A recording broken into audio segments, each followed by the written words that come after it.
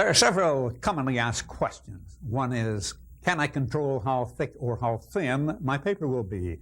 And the answer is yes. It's very simple. The thicker that the pulp is in your vat, the thicker your sheet will be. The thinner the pulp in the vat, the thinner your sheet will be. Briefly, this is fiber. The more of fiber in relation to water in your vat, the thicker the pulp will be. If there is more water than fiber, then your pulp is thinner. Which brings up a good point when making paper with a dip hand mold.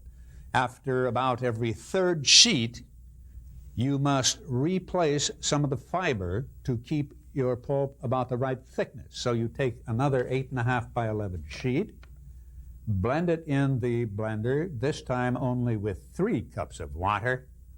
Pour that then into your vat, bringing your pulp back to about the right thickness.